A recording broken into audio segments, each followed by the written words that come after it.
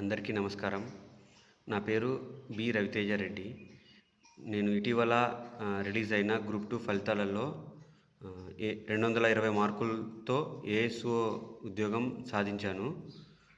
ఇన్ని మార్కులు రావడానికి ముఖ్య కారణం అన్ని సబ్జెక్టుల తో పాటు సైన్స్ అండ్ టెక్నాలజీ కూడా చాలా కీ రోల్ ప్లే చేసింది. నాకు 220 అంటే 2 పేపర్స్లో పేపర్ 1లో 110, పేపర్ 2లో కూడా 110 మార్క్స్ వచ్చాయి. సో పేపర్ 2లో ముఖ్యంగా ఎకానమీ నేను వీక్గా ఉన్నాను, అది కష్టమే. కానీ సైన్స్ అండ్ టెక్నాలజీ మీద ఎప్పుడూ బాగా హోప్ ఉన్నది, ఇంకా బాగా పర్ఫామ్ చేయాలని. సో అందులో కూడా బాగా 63 మార్క్స్ దాకా వచ్చాయి.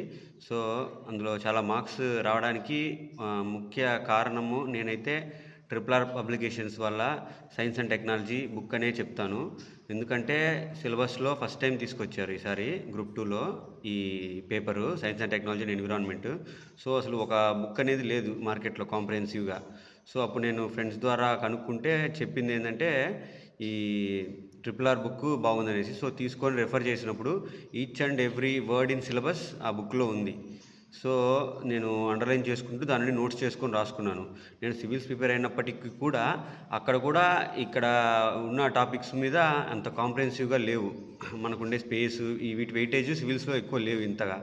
సో కాబట్టి నేను RRR బుక్ చాలా హెల్ప్ అయింది నాకు.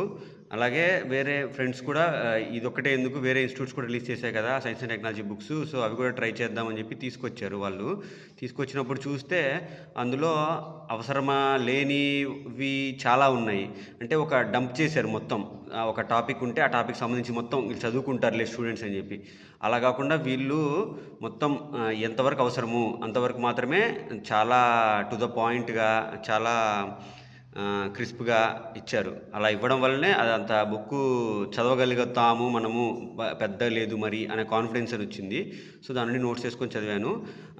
ఓన్లీ బుక్సే కాకుండా RRR బిట్ బ్యాంక్స్ కూడా రిలీజ్ చేశాయి. నేనైతే ఏపీ హిస్టరీ కానీ సైన్స్ అండ్ టెక్నాలజీ కానీ RRR యొక్క బిట్ బ్యాంక్స్ కూడా నాకు చాలా హెల్ప్ అయ్యాయి. బిట్ బ్యాంక్లో బిట్స్ అని సాల్వ్ చేశాను. సో ఇన్ని మార్కులు రావడంలో RRR కీలక పాత్ర పోషించింది. అందుకు నేను వాళ్ళకి ధన్యవాదాలు తెలుపుకుంటున్నాను. Thank you.